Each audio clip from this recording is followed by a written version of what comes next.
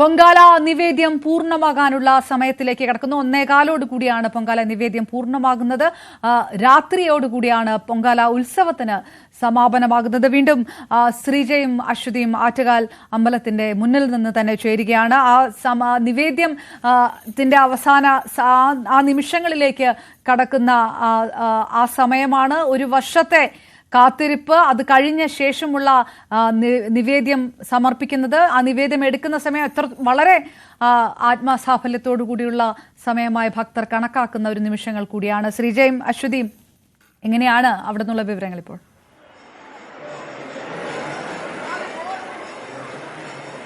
ഇവിടെ തിരക്ക് തന്നെയാണ് അപർണ. തോറ്റമ്പാട്ട് വീണ്ടും ആരംഭിച്ചിരിക്കുകയാണ്. അപ്പോൾ ഉത്സവത്തിന്റെ സമാപനമല്ല ഇന്ന്, നാളെയാണ് ഉത്സവത്തിന്റെ സമാപനം. പൊങ്കാല ഇന്ന് സമാപിക്കുമെങ്കിലും ഇന്ന് 9ാമത്തെ ദിവസമാണ്. 10 ദിവസമാണ് ആറ്റുകാലിലെ പൊങ്കാല ഉത്സവം നടക്കുന്നത്. വലിയ തിരക്ക് ഇപ്പോൾ ഉണ്ട്. നട തുറന്നു തന്നെ ഇരിക്കുന്നു. ദേവിയെ കാണാനായി പൊങ്കാല അർപ്പിച്ച ശേഷം ദേവിയോട് എല്ലാ കാര്യങ്ങളും ഇതുവരെ പറയാനുണ്ടായിരുന്നതെല്ലാം പറഞ്ഞ് പൊങ്കാല അർപ്പിച്ച ശേഷം ഇവിടെ വന്ന് കണ്ട് തൊഴുത് മടങ്ങുക ചെയ്തു. അതെ, ഇനി പറയാനുള്ളത് പറയണം. അപ്പൊ അതിനു വേണ്ടി ഇങ്ങോട്ടേക്ക് വരികയാണ്, വന്നുകൊണ്ടേയിരിക്കുന്നു. അതെ, കുത്തിയോട്ടത്തിന്റെ അവസാന ദിവസ ചടങ്ങുകളാണ് ഇന്നുള്ളത്. അപ്പോൾ അതിന്റെ ഒരു വശത്ത് നമുക്ക് കുത്തിയോട്ട ബാലന്മാരെ കാണാം. അവരുടെ നമസ്കാരം പൂർത്തിയാക്കുന്നതിന് മുന്നോടിയായുള്ള കുളിക്കാനൊക്കെ, ഇവിടെ തീർത്ഥക്കുളത്തിൽ കുളിക്കാനൊക്കെ വന്ന് അവരും തിരിച്ച് റെഡിയായി പോകുന്നു. ഇതാ നമ്മൾ ഈ ദൃശ്യങ്ങളിൽ കാണുന്നില്ലേ, എല്ലാവരും ഓടിപ്പോയി. അതായത് നിവേദ്യം 1:15 അപ്പൊ അതിന് മുൻപ് തിരിച്ച് കലത്തിന് അവിടേക്ക് എത്തണം.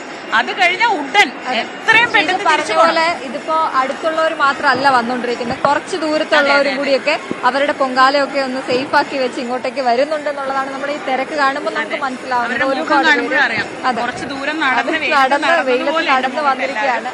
ഇവർക്ക് എല്ലാവർക്കും വേണ്ട ഭക്ഷണവും വെള്ളവും ഒക്കെ പലയിടങ്ങളിലായിട്ട് പല കേന്ദ്രങ്ങളിലായിട്ട് നൽകുന്നുണ്ട് എന്നുള്ള സന്തോഷ വാർത്ത ഇത്തവണയും ഉണ്ട്. സമാധാനമാണത്. കാരണം വെള്ളവും ഭക്ഷണവും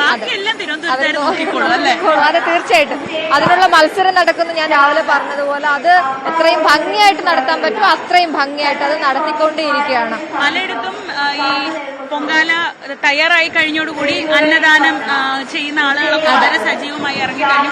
പലരും ഈ പൊങ്കാല തയ്യാറായിട്ടേ ഭക്ഷണം കഴിക്കും. അങ്ങനെ കൂടി വ്രതം എടുക്കുന്ന ആളുകളുണ്ട്. അപ്പൊ അവരൊക്കെ ഇപ്പൊ ഭക്ഷണമൊക്കെ കഴിച്ച് ഒന്ന് ചെറിയൊരു പ്രഭാത ഭക്ഷണം ഇപ്പോഴായിരിക്കും കഴിച്ചിട്ടുണ്ടാവുക. ഇന്നത്തെ വന്നിട്ടുണ്ടാവും. അതൊക്കെ കഴിഞ്ഞ പ്രഭാത ഭക്ഷണം ഇപ്പോഴാണ് ബ്രഞ്ചായിരിക്കും. അപ്പൊ അതൊക്കെ കഴിച്ച് ഒരു ചെറിയ ഒരു ഊർജ്ജമായിട്ടാണ് ഇപ്പൊ വരുന്നത്. നമുക്ക് കാണാം, ആ ദൃശ്യങ്ങളിലേക്ക് നോക്കിയാൽ കാണാം, തിരക്കാണ്. നടയിലേക്ക് ആളുകൾ ഇങ്ങനെ ഒന്ന് പൊങ്കാല അർപ്പിച്ചു കഴിഞ്ഞു. ഇനി ദേവി ഒന്ന് കണ്ടിട്ട് വേണം മടങ്ങാൻ. അപ്പോഴാണ് ആ വരവിന്റെ ഒരു സായുജ്യം അതിലാണ് ഉള്ളത്. ദേവിയെ കൂടെ കണ്ട് പറയാനുള്ളത് നേരിട്ട് കൂടെ പറഞ്ഞിട്ട് പോണം. അടുത്ത തവണ വരാൻ ഏറ്റവും പ്രധാനപ്പെട്ട പ്രാർത്ഥന എനിക്ക് തോന്നുന്നത്, ഞാൻ കണ്ടിട്ടുള്ള ആളുകളിൽ വെച്ച് ഏറ്റവും പ്രധാനപ്പെട്ട പ്രാർത്ഥന, തിരിച്ചു അടുത്ത കൊല്ലവും ഇങ്ങനെ വരാൻ പറ്റണേ, അടുത്ത കൊല്ലവും പൊങ്കാല ഇടാൻ പറ്റണേ, പ്രധാന പ്രാർത്ഥന അല്ലെ? തീർച്ചയായിട്ടും. അത് ഒരു പൊങ്കാല കഴിയുമ്പോ അടുത്ത പൊങ്കാലയ്ക്കായുള്ള കാത്തിരിപ്പ്, അത് ഇടാൻ പറ്റണേ എന്നുള്ള ആഗ്രഹം, അതിൽ തന്നെയാണ് എല്ലാവരും പോകുന്നത്. ഈ ഒരു പൊങ്കാലയിൽ പ്രാർത്ഥന, നേരത്തെ ജലജ മാമൊക്കെ പറഞ്ഞതുപോലെ, നടി ജലജ ഒക്കെ പറഞ്ഞതുപോലെ, ഇപ്പൊ എന്താ പ്രാർത്ഥിക്കണേന്ന് പ്രത്യേകം ചോദിച്ചാൽ പറയാം, എനിക്ക് അടുത്ത വർഷം പൊങ്കാല ഇടാൻ പറ്റണേന്നാണ് പ്രാർത്ഥിക്കണേന്ന്. അപ്പൊ അത്രയും ആഗ്രഹത്തോടെയാണ് ആളുകൾ ഇവിടെ വന്ന് പൊങ്കാല അർപ്പിക്കുന്നത്. ആറ്റുകാലിന്റെ പ്രസിദ്ധി ഇങ്ങനെ കേട്ട് കൂടുതൽ ആളുകൾ വന്നുകൊണ്ടിരിക്കുന്നത്. എത്ര വിദേശികളാണ് നമ്മൾ അവിടെ ഇരുന്ന സമയത്ത് തൊഴാനായിട്ട് അകത്തോട്ട് കയറിയിട്ടുള്ളത്. അപ്പൊ അവർക്ക് ഇത് എന്താണ് പൊങ്കാല, ഗിന്നസ് റെക്കോർഡിലൊക്കെ കയറിയ ഇത്രയും സ്ത്രീകൾ ഒരുമിച്ചല്ലേ, അവരുടെ സ്ത്രീകളുടെ ഒരു ഗ്യാതറിംഗ് എന്ന് അവർ പറയണം. അപ്പൊ സാധാരണ ഒരു ചെറിയ ലൊക്കാലിറ്റിയിലാണ് ഉണ്ടാവുന്നത്, അല്ലെങ്കിൽ ആ ലൊക്കാലിറ്റിക്ക് ചുറ്റുമായിട്ടാണ് പലപ്പോഴും ഉത്സവങ്ങൾ എപ്പോഴും നമ്മുടെ നാട്ടിൽ പ്രത്യേകിച്ച് ഉണ്ടാവും. പക്ഷെ ആറ്റുകാലിലെ പൊങ്കാലയെ സംബന്ധിച്ച് പറഞ്ഞാൽ അതൊരു ലൊക്കാലിറ്റി അല്ല, എല്ലായിടവും ആറ്റുകാൽ ക്ഷേത്രാങ്കണമാണ്. തിരുവനന്തപുരം മുഴുവൻ ആറ്റുകാൽ ക്ഷേത്രാങ്കണമായി മാറുന്ന അപൂർവമായൊരു കാഴ്ചയാണ്. ആദ്യമൊക്കെ ആറ്റുകാൽ ക്ഷേത്രത്തിന് ഒരു 1-2 കിലോമീറ്റർ ചുറ്റളവിലൊക്കെ ആയിരുന്നു ഇവിടെ ഉത്സവം നടന്നിരുന്നതെങ്കിൽ ഇപ്പോൾ അത് 10 കിലോമീറ്ററും കഴിഞ്ഞ് പുറത്തേക്ക് പോകാൻ തുടങ്ങി.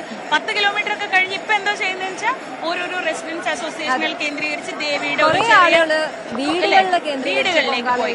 കാരണം ഈ റോഡിൽ വന്ന് ഇട്ട് തിരിച്ച് പോയി ഇതും കൊണ്ട് പോകുന്നതിലൊക്കെ വളരെ പ്രാർത്ഥനയോടെ അവനവന്റെ വീട്ടുമുറ്റത്തിട്ടാലും മതി എന്നൊരു ചിന്ത കൂടുതൽ ആളുകൾ അങ്ങനെ പോകുന്നുണ്ടോ എന്നുള്ളത്. പ്രത്യേകിച്ച് ഒരുപാട് ഞാൻ നേരത്തെ പറഞ്ഞ അസുഖങ്ങളുള്ള ആളുകളൊക്കെ ഉണ്ടാവും. അപ്പൊ അവർക്കൊക്കെ ആഗ്രഹം ഉണ്ടാകും. പിന്നെ ആളുകൾ എണ്ണം കൂടി വരുമ്പോ തിരക്ക് കൂടുതലുണ്ട്. അപ്പൊ നമുക്ക് തോന്നും ഈ വലിയ തിരക്കിലേക്ക് വരുന്നതിലും നല്ലത് വീട്ടിൽ തന്നെ ഇട്ടാ പോലെ. പറഞ്ഞ പോലെ ഓരോരുത്തരുടെയും വിശ്വാസമാണ്, അത് ആ രീതിക്ക് തന്നെ നടക്കട്ടെ. ചിലർക്കത് റോഡിൽ വന്ന് എല്ലാവരുടെയും ഒപ്പം ഇരുന്ന് ഈ വെയിലത്തൊക്കെ ഇരുന്ന് അല്ലെങ്കിൽ ക്ഷേത്ര സന്നിധിയിലേക്ക് വന്നിടുമ്പോഴായിരിക്കും ഒരു തൃപ്തി ഉണ്ടാവുക.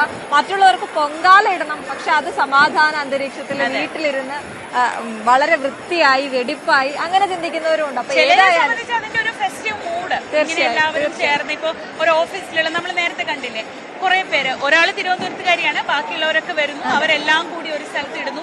പിന്നെ ഇവിടെയുള്ള തിരുവനന്തപുരത്തുകാരായ ആളുകൾ അവരുടെ പരിചയക്കാരൊക്കെ അവരുടെ വീട്ടിലേക്ക് വരുന്നു. അങ്ങനെ ഇത് പല തലത്തിൽ പല ആളുകൾക്ക് ഇത് പല തലത്തിലുമാണ്. മതം, ജാതി മതഭേദമന്യേ എല്ലാവരും ഇന്നത്തെ പൊങ്കാലയ്ക്ക് സപ്പോർട്ട് ചെയ്യുന്നു, പിന്തുണയ്ക്കുന്നു എന്നുള്ളതാണ്. ആറ്റുകാൽ പൊങ്കാലയ്ക്ക് വന്നവർക്ക് പാളയം സെന്റ് ജോസഫ് ദേവാലയത്തിൽ സംഭാര വിതരണം നടത്തുന്നുണ്ട് എന്നൊക്കെയുള്ള വാർത്തകൾ ഇങ്ങനെ വായിക്കുമ്പോൾ ഒന്നിച്ചു നിൽക്കുന്ന ഒരു കൂട്ടായ ഒരു ഉത്സവം, അതിലേക്ക് കൂടുതൽ ആളുകൾ പിന്തുണയ്ക്കുന്നു എന്നൊക്കെ പറയുമ്പോൾ നമുക്ക് വലിയ സന്തോഷം തോന്നുന്നു. പൊങ്കാലയെ സംബന്ധിച്ച് അതിനൊരു ആറ്റുകാലമ്മ അല്ലെങ്കിൽ ഒരു ഹിന്ദു ദൈവം അതൊക്കെ ആളുകൾ എപ്പോഴും മറന്നു പോയിട്ടുണ്ട്. അതിനപ്പുറത്ത് ഒരുമയുടെ ഉത്സവം, തിരുവനന്തപുരത്തിന്റെ മൊത്തം ഒരു ഉത്സവമാണ്. തിരുവനന്തപുരത്തെ ഏറ്റവും വലിയ ഉത്സവം ഏതാന്ന് ചോദിച്ചാൽ ആറ്റുകാൽ പൊങ്കാല അല്ലെ? അതാണ് തിരുവനന്തപുരത്തിന്റെ ദേശീയ ആഘോഷമായിട്ട് ആറ്റുകാൽ പൊങ്കാലയെ പ്രഖ്യാപിക്കേണ്ടത്.